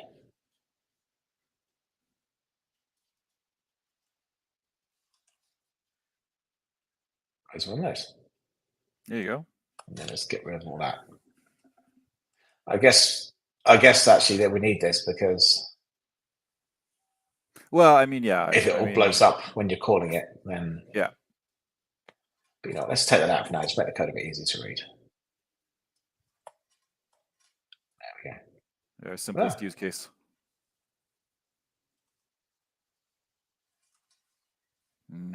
Indenting.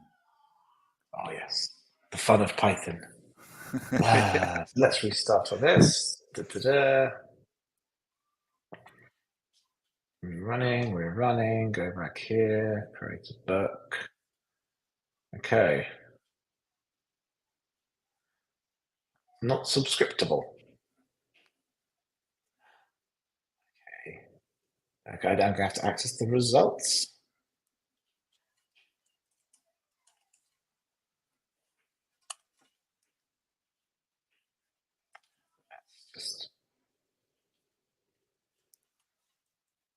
Okay, that has a result. Cool. There are actions. Actions. Yeah. Action. Let's have a look. Strong types. We like strong types. Yeah, that's nice. Okay, and that is an effect. Oh, it's an effect type. That's to know. Yes. Yeah.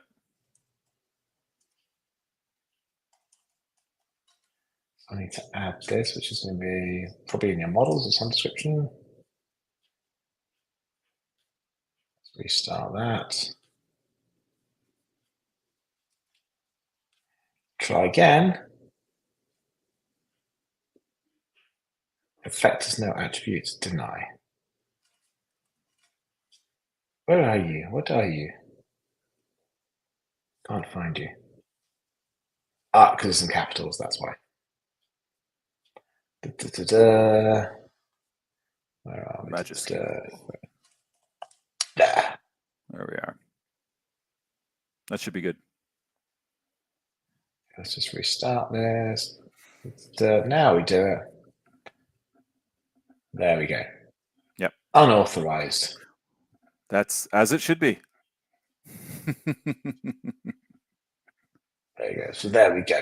Unauthorized. So this is going back to that kind of principle of least permission and all that, because I'm checking, but I don't have any YAML files, so I haven't defined. Yeah, there's actually no policies at all, right? So we could make any type of request we want. It's always going to be deny. Yeah. Yeah. Because there's no policy. There's no reason for us to go, oh yeah, sure, like you should do that. Because this is in my headers. So I'm actually an admin user based off this API key. So whereas this is the API key for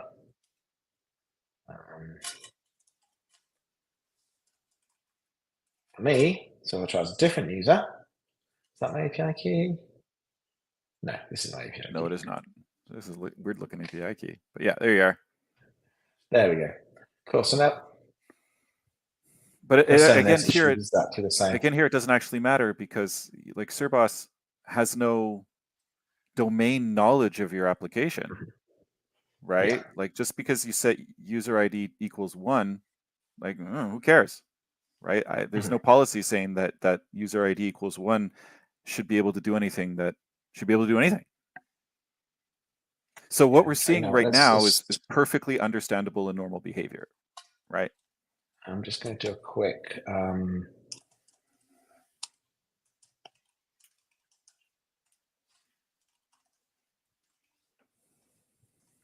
just add that to it, so that way if I do it, we can see in the logs. Checking action, create one for user Jim. Whereas if I enable this API key,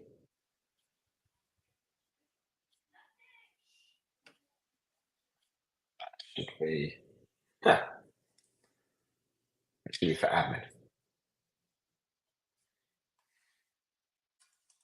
Let's try to do that. So just mucking it up with code. There we go. Let's try. Now that should be user admin. Cool. Okay, so we definitely got our API keys. We've got the 2 users. We can easily flip between those. Cool. So yeah, policy. Time to write a policy. All right, let's write some policies. So if we go back to the docs here, this is a policy, I'm guessing. Effectively, yeah. So it's literally just YAML. There's nothing weird about it. Well, I was about to say that YAML's not weird. So who are you with your strange ways? So, okay, all the weird idiosyncrasies of YAML aside, it's YAML. So, if you've worked with any sort of modern, infrastructure, modern frameworks, modern programming languages, there's a good chance you have at least encountered YAML. So, this is it, right? I talked earlier about how there's no, like, we're not trying to be opinionated about what you do. So in a lot of ways, all this is just a framework. It's a framework for modeling your rules, right? There has to be a way for you to turn your conditions and your decision-making processes and your criteria and whatnot into something a computer can understand. And this is it. So there's a couple of things which is sort of boilerplate. You're going to get this with, again, if you've ever written software before, you've probably run into boilerplate stuff such as API version, right? So we're version 1. Maybe someday down the line that version number will change, and then that'll be great because everybody will have to roll out new API and new policies and blah blah blah. But there we go, right? And then from there you build out these resource policy kinds, right? It's a kind, which sounds weird when you say it in English, but yay, programming, right? So the resource policy kind, and it has, again, it's going to have properties or attributes within it. You can version this, for example, right? So you can run it as stuff and you can version it as code in your GitHub, for example. So it could be versioned there, but it could also be versioned within the policy itself. And places where we'll see a difference there, for example, is when bundles are getting created for deployment. Oftentimes, those will go through a CI/CD pipeline, and so by definition, they are going to have different hashes, or by definition, they're going to have different version numbers because they're being automatically deployed out of a CI/CD pipeline, even if the policy itself remains unchanged. And so you don't necessarily want to create a one-to-one connection between, whatever hash is going out with your deployable and your actual policy. So that's why you can do a version here. And so anytime you're kind of looking at like, why do we have this in here? Always think back to like, well, because this is the most sane way to deploy the thing. A lot of these like really basic decisions we made when we were, designing this. There's the example it has here is and questionable whether we should be including it here. I will probably rewrite all of this getting started documentation next quarter. But we talk about derived rules here, and derived rules are I don't want to say they're a next level concept, but if you're familiar with the world of authorization DAL, you may have heard this idea called a role. And a role is kind of, you can imagine like a group. Like you're in a Unix system, right? Like you could have an ADM group and a wheel group and a printer group or whatever, right? So, you can have like a role and you can assign users to roles, right? So different roles have different permissions. And this is sort of the generic way of thinking about it. But what happens, and it's the question, what happens when you have like colliding roles, when you have situations where users are actually part of more than one group? Literally, what happens? And then you can even take that to the next step, which is, what if the actual issue is not around the user, but around the resource? The actual issue is not around the user or the resource, it's actually around the action. Because the action, for example, may only be applicable to a particular role, or the resource may only be applicable to a particular role. And so there has to be some combination of these things that have to be in place in order for computer to say yes. But to actually write out every single possible scenario for every single possible user and every single possible action and every single possible resource on even a small application and database is lunacy. It's absolute lunacy, right? Instead, it's almost like doing it dynamically. And that's the idea of a derived role, right, is that we're making a derived role, hence the name, based on the intersection of these different criteria. And that's one of those things where if you're new to authorization, you're like, what did Dan just say? And I get it. I get it, because everybody, you have to, if you've never done it before, it sounds harder than it is. It's basically what it comes down to. The more you play with it, you're like, oh yeah, okay, now I get it, right? Yeah. So like we're gonna start with something real simple, right? So we could, for example, just go to the policies part of the documentation, right? Okay. Policies. And there it tells you a little bit about the 4 kinds of policies. So again, the derived rules, so RBAC rules, broad groupings, no context awareness. The idea here is that the derived rules are kind of almost made on the fly, which is really, really cool. It gives a little example there from The Office. If everybody watched that program before. There's resource policies related to resources, as I alluded to earlier, right? It's principal policies that relate to principals, usually users, but not necessarily. They could be programmatic endpoints, they could be whatever, right? This relate to the person or thing doing the interaction. Yeah? And then variables. So whatever variables you might need to be passing around, right? For whatever reason. We program, we're used to variables, so there's got to be a way to pass them around, right? I'm assuming that Pieces is sitting and watching over our shoulder and is snarfing all of this down, right? Oh yeah. Yeah, for sure. Yeah. So I think what would be kind of cool would be could we ask Pieces, based on what we've seen so far, right, to tell us something about, like, I don't even know if it's seen enough yet, but could we ask it to write YAML for us?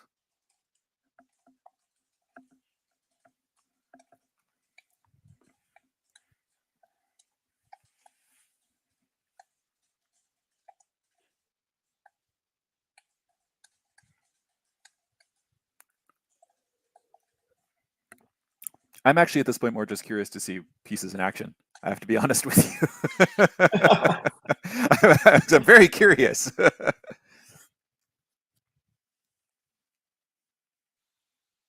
I didn't want a principle. I didn't want a principle to edit this. Not a principle. It's a policy. Cerberus. Policy. Yeah. So it did, in fact, answer your question. Yeah. Right? But it's I asked the wrong question. This is kind of one of the downsides of these AI tools is it's garbage in, garbage out, the same as everyone else. Right. Yeah. So if I put rubbish in, I will get rubbish out. So here we go. Yeah. API version, API substep 1, resource policy, resource, admin resource version, default rule, actions, effect, condition. So there you go. So this is a standard issue resource policy where you're writing a policy around, a thing, and then you're saying these are the actions that we can take on this thing, right? So this is where I'd want to point at the screen, but right. So it's making it generically admin resource. It could be any sort of thing, right? And the rules are CRUD, and the effect is allow those actions. So we can actually read it out loud as if we're speaking normal human language, right? Or an approximation thereof. And then we are putting a condition on that effect, right? We're saying in order for this effect to be valid for these actions, we've got a condition. And that condition is that the principal is admin. So this expression has come up with, is this valid? Because you said it was expression language, isn't it? So is this valid? So yeah, I mean, so actually what it is it's common expression language, CEL. Common expression language is, it's a Google thing. And if you have interacted maybe with it, probably the first place people interact with it is Kubernetes, if they've interacted with it at all. We have some extensions to it because, like everything that Google has made, it solves Google problems. And it doesn't solve necessarily everyone's problems. So we try to make it solve everyone's problems. So if you go back to the documentation,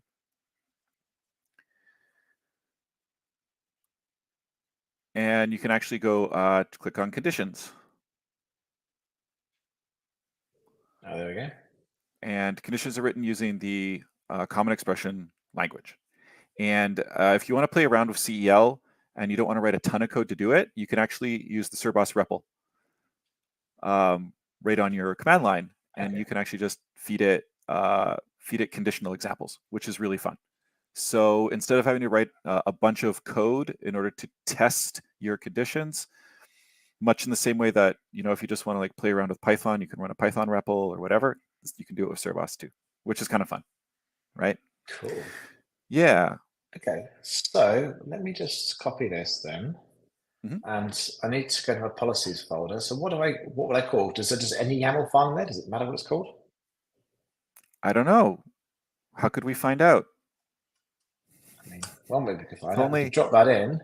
if only we had some sort of magical like fairy looking over our shoulder. Well, I mean, I could drop it in. I can drop it in. Okay, and then explain the error I just got with my serverless policy file in VS Code.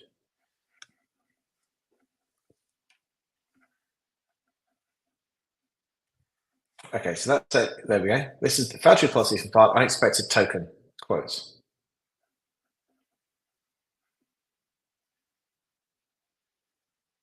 And says this is the correctly formatted one. But I think that's the same, isn't it?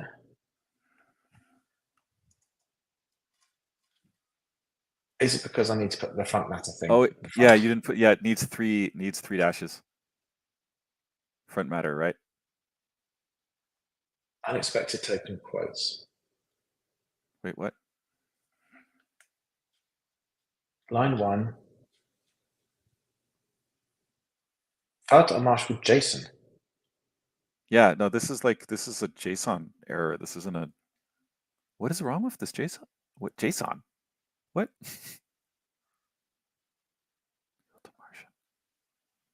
What is wrong with our YAML? Something's wrong here. What is it? It's not one of those when you choose single quotes, is it? No. That's weird. No. Start a marsh with JSON. Syntax error. Line 1. What the?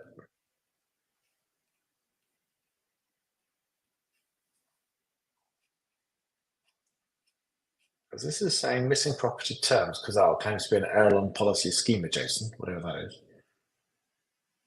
Okay, because that is literally, let's just try and take the example. Yeah, no, I mean that looks good. Let's just take,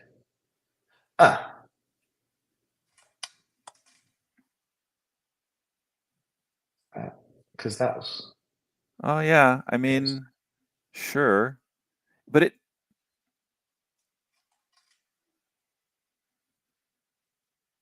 No, that's your example from the docs. Oh, there we go. It does not exist. Okay. That has different errors.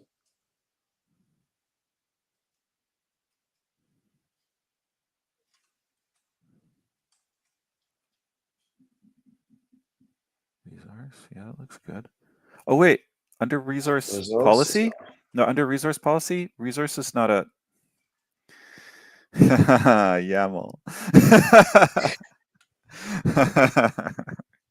Yeah, okay. You gotta love YAML. Okay, so yeah. now. Yeah. It's not a list item. Invalid value for type allow. Because that is effect. It's effect allow. Effect underscore allow. Yeah. Yeah. Okay. Mm-hmm. Now it's saying rule 1 does not specify any roles or derived roles to be matched.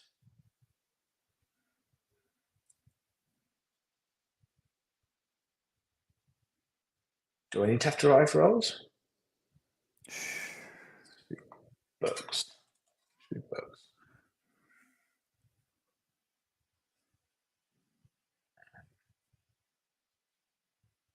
You don't need derived rules. At least you shouldn't. But I guess you do need to declare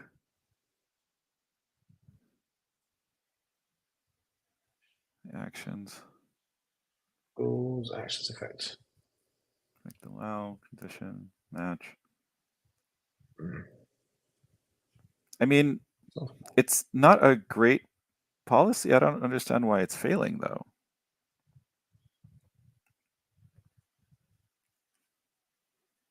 You know, you don't need to do the scope. Role 1 does not specify any roles or derived roles to be matched. Do I have to specify a role? I mean, if I just drop that on there, for example. Yeah. I mean, let's see what happens, right? Owner is not defined in any imports. Yeah, of course it wouldn't be because it's not. Okay, let's do common roles.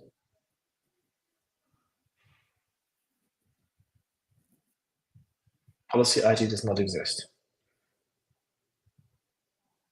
Item dependencies raw .books.v default. Huh.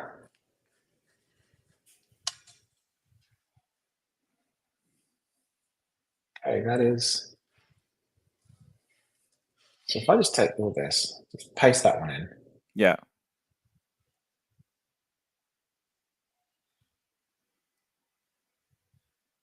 Okay, it's still get the same warning if I paste that one in. So same error on both. If I paste that one in. Interesting. Okay, so if I go here then, list policies, admin services disabled. Oh, yeah. Yeah, you actually have to enable that. Okay. How do I enable the admin service? I don't know. Maybe Pieces knows. It might have been a bit too far back because Pieces doesn't remember too far back. Oh, okay. How can I? Because there'd just be too much context to send the LLM if we remember back, 3 weeks. Right. Let's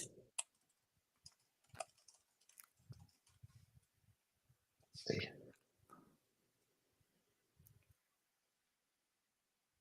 Oh, there we go. It does have the information. That's cool.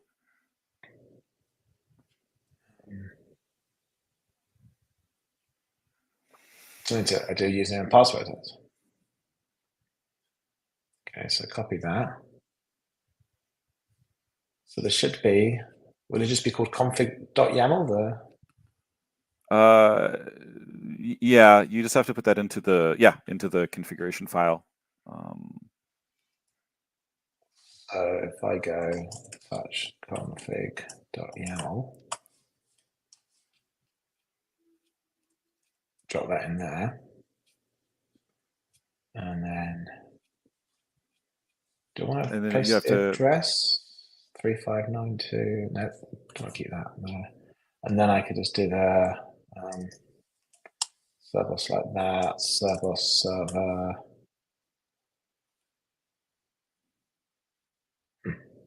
You can give it -- config and then tell it what the path to the file is. I think it's .cerbos. Off the top of my head, it's .cerbos.yaml is the default. Admin not found in server.conf. Okay. Yeah.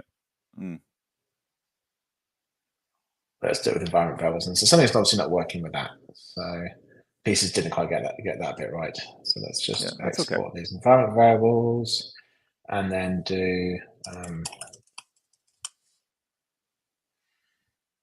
no. Can't find derived roles, common roles.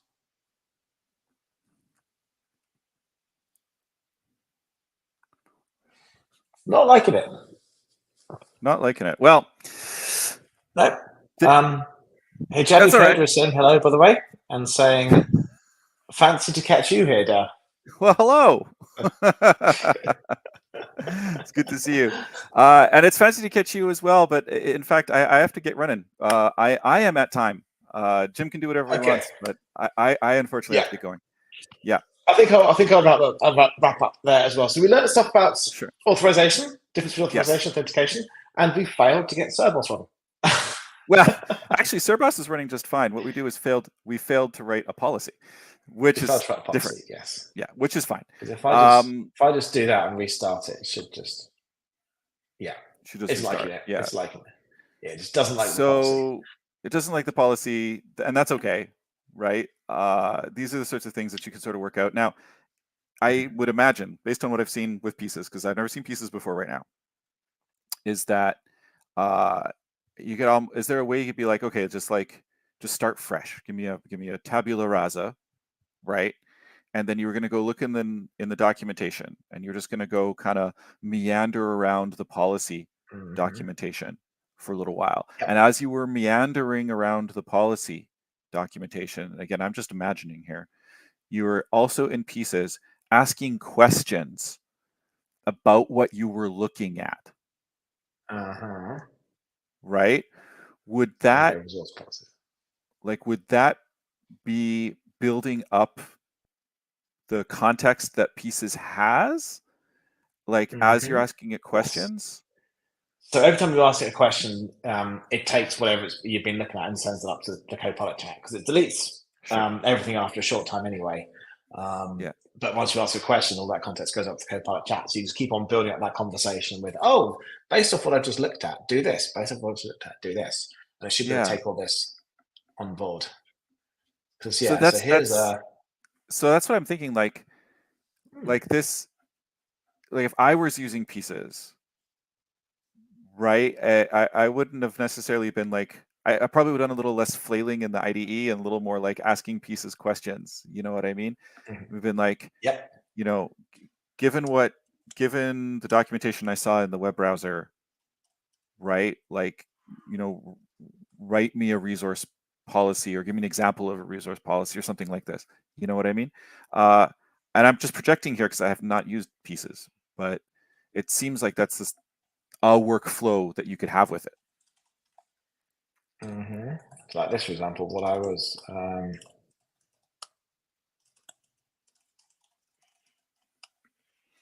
you ask the question,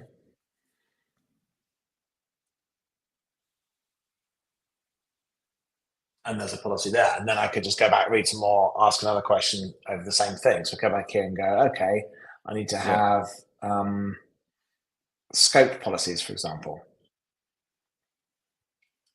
Okay, so scope policy, and then I can go back here and say update that to have a scope of admin.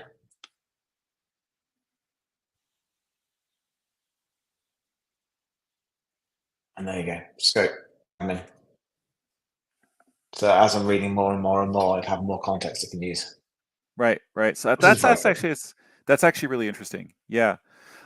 Jim, if I wanted to try pieces out for myself, and I do, how would I do that? You would go to pieces.app. I'm going to drop this link in the chat. It's almost if you knew where I was going to go with next. It's currently free, which is very, very cool. We've got, the idea is you run Pieces OS in the background, it kind of sits here and does all its things. And then we have extensions for Visual Studio Code, all the JetBrains IDEs, all the your browsers, Raycast. If you're a Mac user, you want to use Raycast, we have pieces in there as well, which is cool. How about NeoVim today? Yeah, NeoVim. We have NeoVim. It's an open source one. Literally, that's out at the moment. That's Sublime Text. Where is NeoVim? Is it actually available yet? It's a good question. It's either, if it's not out yet, it's coming. NeoVim is coming. If it's not actually out yet. Excellent. So Pieces kind of available where you are. And what's cool is you have your choice of LLM. So you've got all the OpenAI ones, Google ones, Anthropic, Palm, they're all running in the cloud or on device as well. So if you want to choose like your Llama 3, you can have this running locally, turn your Wi-Fi off, and it still works. So if you want to use Pieces on a plane, don't worry about the Wi-Fi. You can use an offline LLM. So very cool. Very cool. It is very For cool. those And of what us who about enjoy running LLMs on localhost, like, I mean, who doesn't like heating their room with a little Mistral, right? So exactly, yeah, exactly? This Airbnb, I mean, the aircon is pretty hot, so I just run Llama locally, and it warms my legs up. It's great. there you go. And what about Cerbos? Tell me. So I'm going to drop into Cerbos in the chat as well.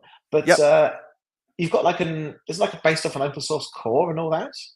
Yeah, so Cerbos itself, the PDP or policy decision point, against industry standard terminology, that's an open source project. It's been around for a couple of years. It's not new. This has been an open source project for a while. It's quite functional. It's not an open core thing. It actually is open source. We do have community contributions. We invite the community to contribute. We actually have our Kafka streamer was a community contribution, for example. So it's a living, breathing open source project. And we really would like you to check it out, contribute to the documentation, contribute to the code examples, join our Slack, become part of the community. It's a lot of fun. And like, I don't know, come talk to me, because sometimes I get a little lonely on Slack and I want to talk nerdy. So I'd be happy to get you started with contributions, point you out where would be good places to help us with the documentation, et cetera, et cetera. Just let me know. And then, I like to get paid for a living, and that means that my company needs to make some money. So the thing that we do sell is what's called Cerbos Hub. So Cerbos Hub is, you can think of it like a control plane for all of your PDPs. So, we talked about at the outset that, the Cerbos itself, the little PDP, it's just a binary, or it's a little WASM module or whatever, right? And it can be deployed in one spot. Like, you got one app and you're making one question, you ask in one spot. But what's more likely is that you actually got these deployed all over the place. You got them deployed in a bunch of different pods. You got them deployed in a serverless context somewhere. You got them deployed running on virtual machines, et cetera, et cetera, et cetera. And the way to manage all of that, to make sure your policies are up to date, to make sure you get your logs all streaming to the right spot. If you have regulatory or compliance situations and you need to do audit proofs and so on and so forth, you need you could do that manually, and that's fine, or you could use Cerbos Hub. So Cerbos Hub is this one-stop shop, if you will, to manage your entire fleet, get all your logs very, very soon. So I'm giving you a little sneak peek. We're going to be doing log streaming really soon. But also, it's got a cool playground inside of it where you can play around with policies, and you can see how those policies actually be interacting on the fly, which is fun. It's multiplayer compatible. So if you're a part of a distributed team, you can actually edit them on the fly and work together and see how they're going to play out before you deploy them, so that you don't, for example, write policies that accidentally allow everybody to delete your entire database. Et cetera, et cetera. So yeah, it integrates with your existing CI/CD pipelines. It's a lot of fun. So definitely check that out. Awesome. Cool. Well, thank you very much. This has been a lot of fun. I have learned things. This was really cool. Good. Thank you everyone who joined. I hope that at least the cow facts were interesting, if nothing else. But no, this was a fun stream. I'll be back same time next week with Ben from ArcJet. We'll be looking at securing APIs to avoid things like denial of service attacks. So thanks everyone, and I'll see you all next week.